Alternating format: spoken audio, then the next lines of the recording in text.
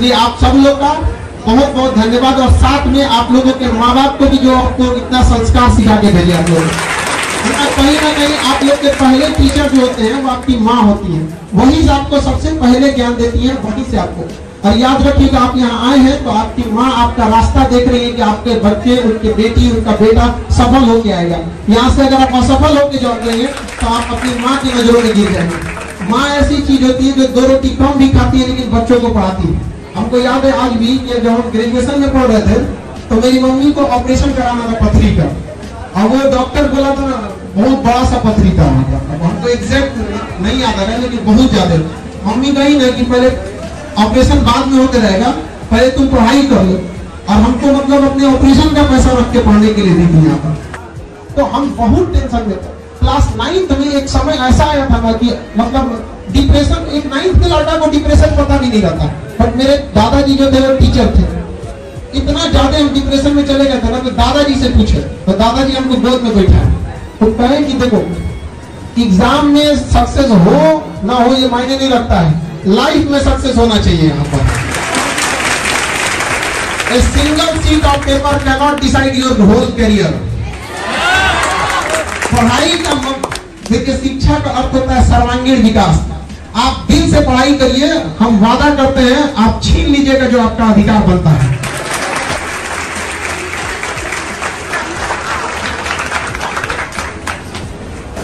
इसके बाद हमारे डीआईजी सर को सम्मानित करेंगे। हमारे डीआईजी परवेज अख्तर सर के लिए जोरदार ताली। एक बार परवेज अख्तर सर के लिए जोरदार ताली।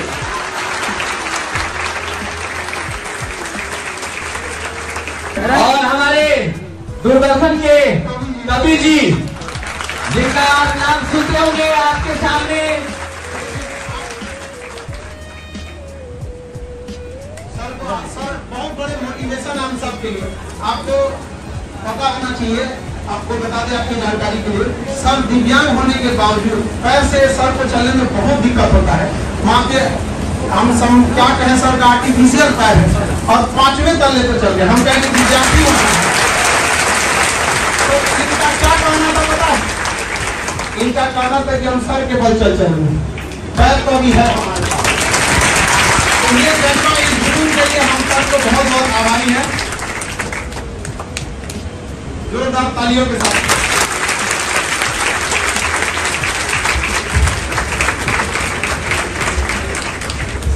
अब हम राजकुमार सर का स्वागत करेंगे। डायरेक्टर सर है दूरदर्शन के।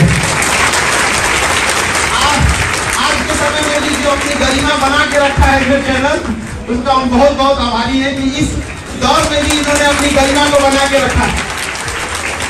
वरना इस टीआरपी के दौर में लोग क्या क्या ना कर दिए हैं जिसका कोई हद नहीं। आप पढ़े लिखे लोग हैं, टीवी तो देखते होंगे यहाँ पर। तो बहुत बहुत आपका धन्यवाद, आप यहाँ आए।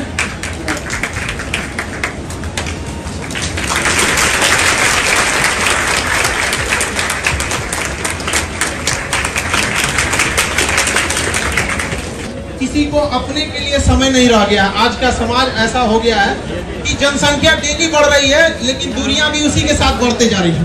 एक वक्त था जब कई पड़ोसी साथ रहते थे और आज एक ही घर में कई पड़ोसी हो गए हैं।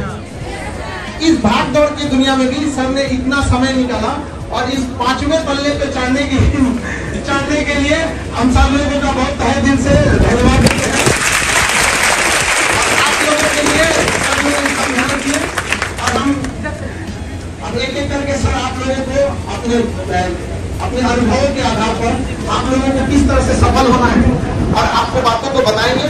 गर्मी बढ़ रही है लेकिन जो आपके चेहरे की जो मुस्कान मैं देख रहा हूँ और हौसले की उड़ान की जो चाहत देख रहा हूँ, आकाश को छूने की जो चाहत देख रहा हूँ, उससे मेरा मन बहुत ही आनंदित होता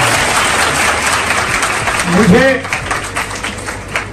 मुझे लगता है कि सर लोगों ने बहुत कुछ बताया है समय के बारे में, बहुत चीजें। कम समय में मैं आपको एक दो चीजें बताना चाहूंगा अपने बारे में भी कि कैसे एक संगीत का कलाकार जो पूरा वर्ल्ड घूमा कम उम्र में और लेनिनग्राद, ताशकंद, रीगा, तमाम जर्मनी, जापान और 50,000 लोगों के बीच में संगीत का परफॉर्मेंस देकर और ताली की गूंज इस कान में गूंजी, वो व्यक्ति अपने माता पिता, अपने गुरु का मान बढ़ाने के लिए अपने उस लिंग को बदल दिया। ये मैं बताऊंगा, लेकिन बच्चों आप लोगों से एक चीज मैं पूछना चाहूंगा कि आप लोग मेला में या भीड़ में जरूर गए होंगे, गए हैं ना? तो आपने एक चीज का ध्यान रखा होगा कि या तो आपके मम्मी पापा या गार्जियन आपका हाथ पकड़ के रखे होंगे, या आप अपनी उंगली उनके हाथ में दे दिए होंगे कि मेरी उंगली पकड़ के रखो। या तो माता पिता पकड़े होंगे या आप उनका हाथ को जोड़ते। इसका कारण क्या था? आप कहीं उस भीड़ में गुम न हो जाएं, खो न जाएं, इसलिए गुरु माता पिता आपका हाथ जोर से पकड़ा है। इसलिए मैं खान साहब को मैं बहुत ही तहे दिल से इनका मैं शुक्रिया अदा करूंगा कि ये एक ऐसे माता पिता से भी बढ़ के गुरु है जो अपने बच्चों का हाथ जोर से पकड़े हुए हैं कि वो भीड़ में खो न जाए। तो ऐसे गुरु को तारीफ करता हूं और जोरदार तालियां बजाइए।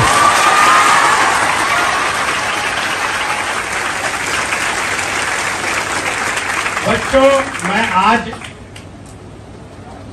एसपी साहब बैठे हैं, तमाम लोगों ने अपने अनुभव शेयर किए।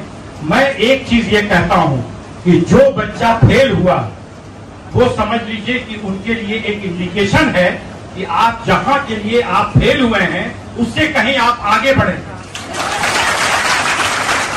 जीवन का जो असफलता है वही जीवन को सफल बनाने का जज्बा पैदा करता है। अगर आप असफल हुए तो आप अपने आप को खोजिए कि किस कारण से हम असफल हुए। क्या हमने अपने समय को सही ढंग से उसका सर्किल का निर्णय किया कि नहीं, पढ़ाई पर कंसंट्रेशन किया कि नहीं, सही चीजों को ध्यान से अपने गुरु की बातों को सुना कि नहीं। और जब उस चीज को आप खोज लेंगे तो मुझे लगता है कि अगर आप बीएसपी बनना चाहते हैं या एनडीए बनना चाहते हैं या कुछ भी, तो उससे भी आप आगे बढ़ेंगे। आपने सही कहा कि आप अपने स्वास्थ्य का ध्यान रखें। बच्चे बेवजह बिना समय के खा लेते हैं, कभी भी सो जाते हैं, कभी भी उठ गए, बिना नहाए धोए कहीं भी जाके पढ़ने लगे, जब मन हुआ उठ गए। नहीं, समय रूटीन बनाइए। आप सवेरे उठते हैं, सवेरे से लेकर रात तक 24 घंटे का एक रूटीन बना हुआ होता है, और उस रूटीन को जो जीवन में फॉलो करेगा वो निश्चित ही बहुत आगे बढ़ेगा।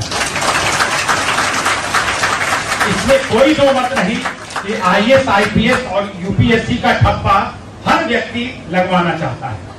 इसमें कोई दो मत नहीं, मैं मानता हूं इसको, क्योंकि हर आदमी चाहता है उसके माता पिता किसी पद पर हो, वो चाहते हैं कि मेरा बच्चा यूपीएससी का अगर ठप्पा लग जाता, आईएएस, आईपीएस बन जाता, तो मेरा जीवन 7 पीढ़ी तर जाता।